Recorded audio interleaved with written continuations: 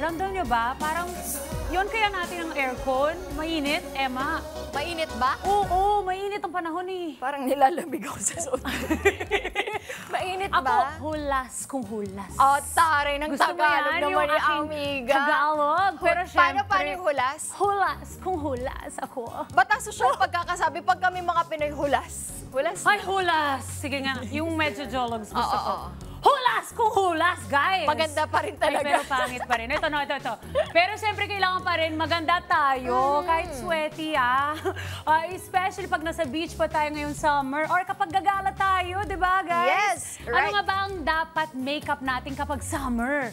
Siyempre hindi namin memorize yan ni Emma kung anong makeup dapat. Kaya, para turuan kami, kasama natin si Glyza May Belen, isang makeup artist. Si Eliza, a.k.a. Gly, di ba? Gly. Yes. Good morning, Glyza. Good morning. Pati ka muna sa mga Kada Squad. Hi, good morning po sa inyong lahat. Ganda naman ang voice ni Glyza. Medyo husky. I like it. So, Glyza, 5 years mo na itong ginagawa. At Yes. ikaw ay isa ring preschool teacher. Yes. Ang tanong, saan ka ba mas nag-e-enjoy? Actually, both. Kasi nandun na yung puso ko pareho.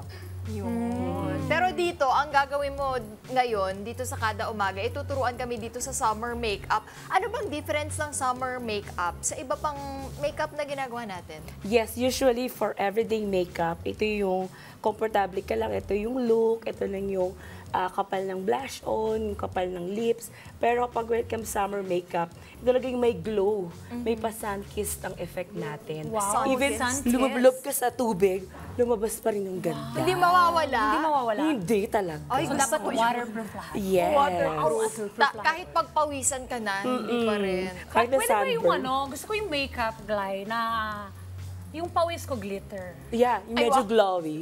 Yung talagang yeah. kada angle natin may glow. Iba. Iba.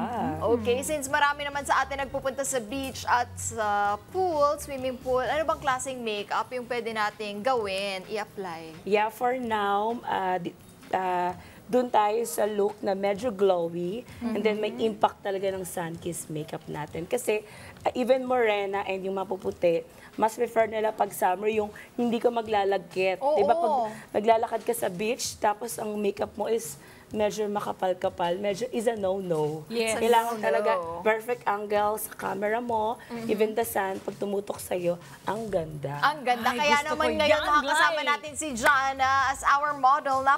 Napakagandang si Jana.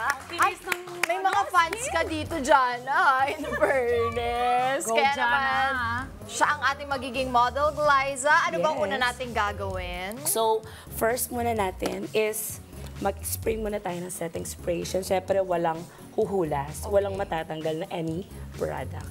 Okay, so this side na tayo. Take notes mga kada, unang steps. Primer. Spray. Yes, setting spray.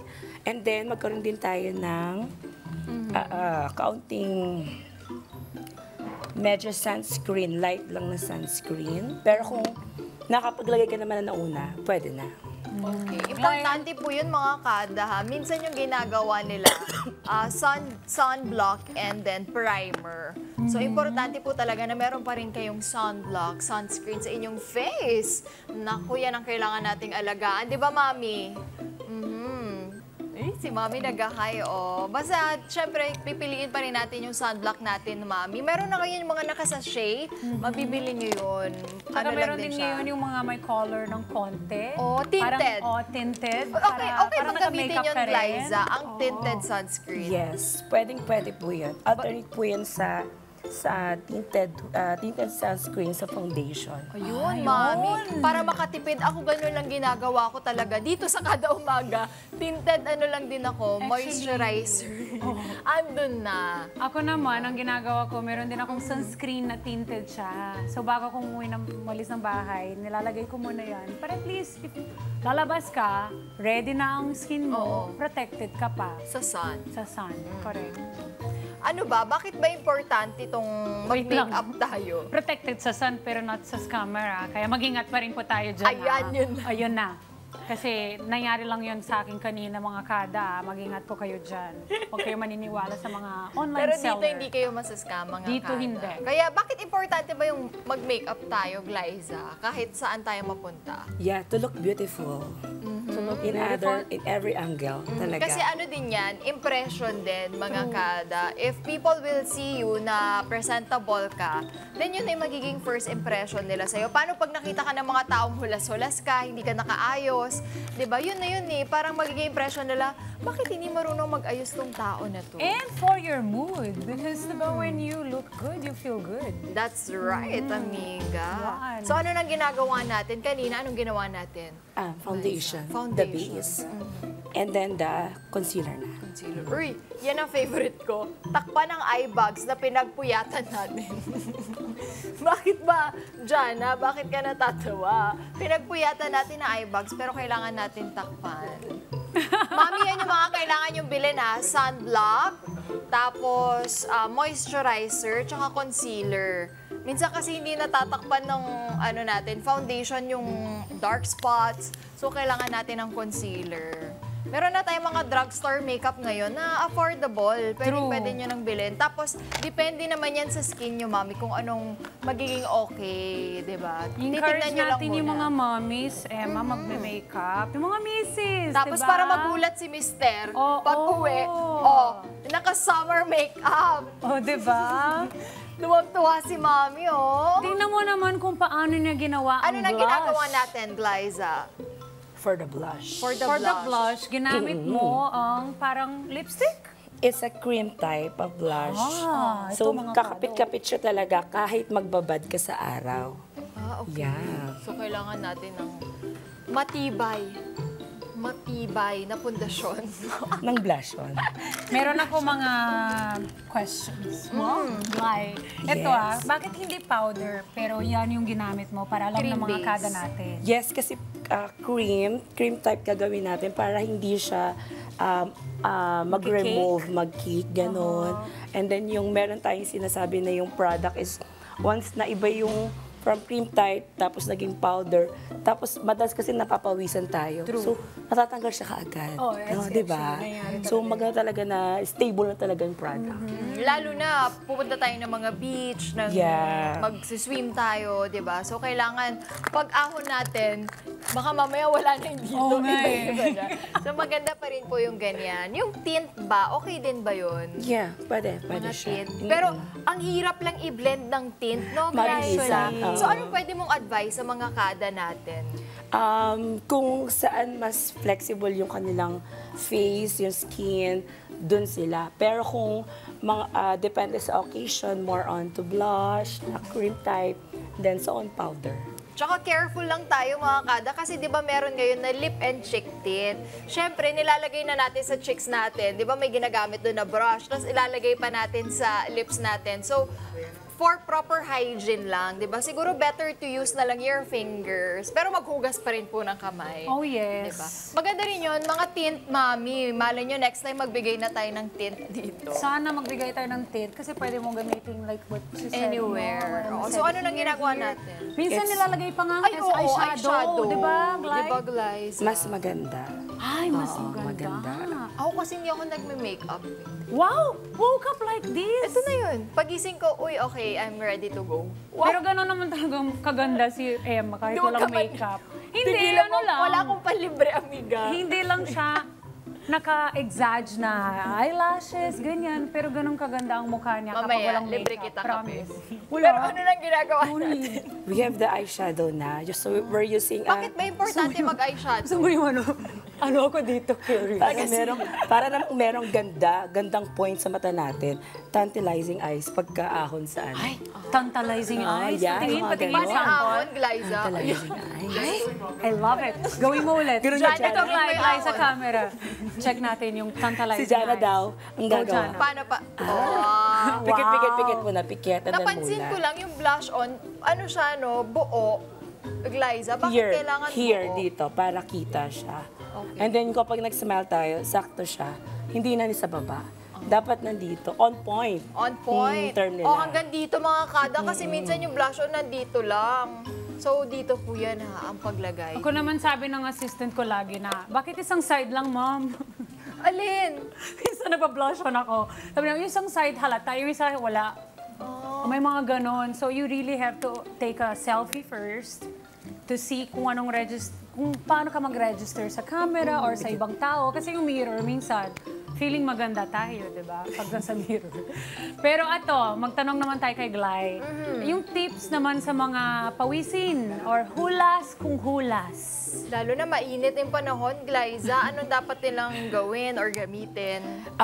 First po muna is to know yung skin type mo. So, oily ka nga, di ba? So, hindi ka gagamit ng mga product na more on magpo-produce pa ng oil. So, testing ka muna and then kung suitable talaga yon na hindi ka talaga magpapawis all day, yun ang product. Wag kang susubok ng, ay, mema lang na trending to, so ito yung magagamit natin. So, make it test mo muna siya. Kaya, Para advice long ko, wear, yes. yung mga pumunta ganon. sila dito, mag-play ng fake fact boom, and then ipulbos ko po kayo para hindi na po kayo maging oily. So, ano nang ginagawa natin, Glyza? Usually ba gano'ng katagal gawin ng summer makeup? For the first time, more than 1 hour. Oh, Pero wow. kung talagang expert ka na, 15 minutes, kayang-kaya mo na. Bakit ba ganun siya katagal pag first time? Siyempre, Glyza? nag-explore ka pa.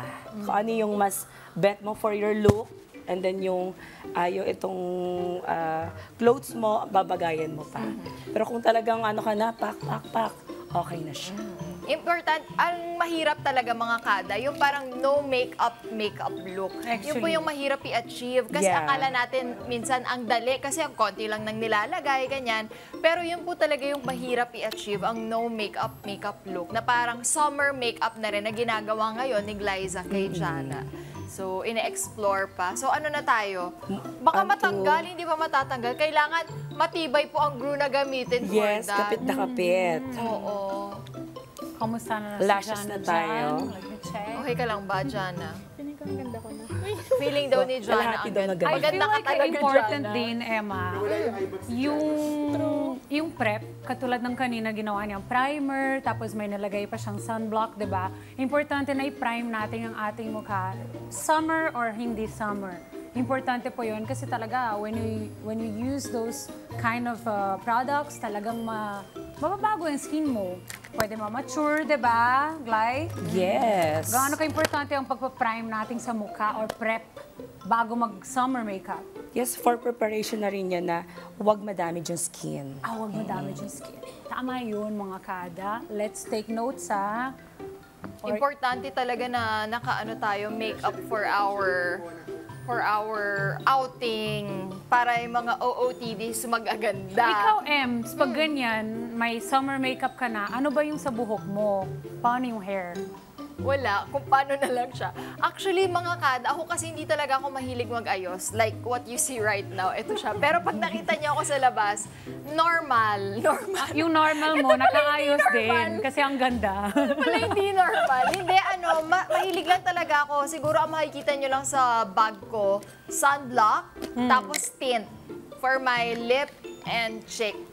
So, cheek and lip tint lang. Tapos hindi na ako mahilig mag-eyeshadow. Pero kapag tamad ako magdikit ng false eyelashes, ang ginagawa ko, nagpapa-eyelash extension ako. I'm almost there. Yes, yun ang ginagawa ko. Kasi Wanting to. pag plakado na-try nyo na ba mga mommies ang eyelash extension?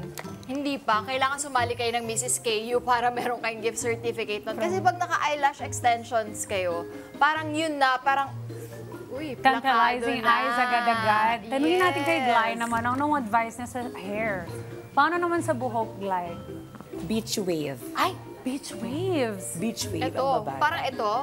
Wow. Si Glyza rin gumawa nito kanina for Jana para mas mabilis tayo. So, ito ang beach waves. Yeah. Bakit naman beach waves ang kailangan Para gawin? kapag kahit na tumatakbo ka, napapatalon ka sa beach, andun pa rin yung kulot, buong-buo pa din. Tsaka volume, Oo, di ba? tsaka hindi siya yung totaling, ay, talagang ayos na ayos. Ay, Okay. ganda ni Jana. Malapit na ba tayong matapos? Yes. Ayun. Inaano na lang, pinapowder na lang si Jana. I have pulbos, you want? No, Ano I'm need? good. Okay. For later yan. Amiga, ako Okay, ako nag-take bahala. back boom. Hindi ako mapaparusahan. Pero syempre, ingatan lang po natin yung ating face. Tulad nung sinabi ni Amiga kanina, importante yung prep and yung after. After po nating mag-outing, tas natanggalin na natin yung makeup, make sure na hindi natin tutulugan yung makeup. Hindi natin Actually, nahayaan na maghanggang bukas ang makeup natin kasi dyan na po nagmumula ang breakout na ayaw naman nating mangyari sa ating skin. Right, Breakout, break up, lahat Hindi, ng iba. break. Breakout. Ayaw natin unless it's a big break for the good, di ba? yun. Pero ito ano naman ang mga Magandang- tips mo sa Magandang magandang shade. shade ng makeup, yung color?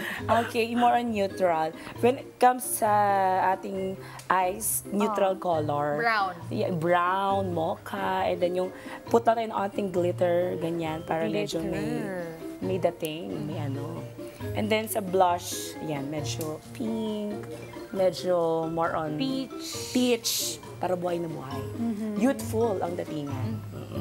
Okay, meron tayo ng before na photo ni Jana kanina. Gabi-gabi. Nice. So, I think we're done. Liza, right? Yeah, we're just finishing na lang itong eyes niya.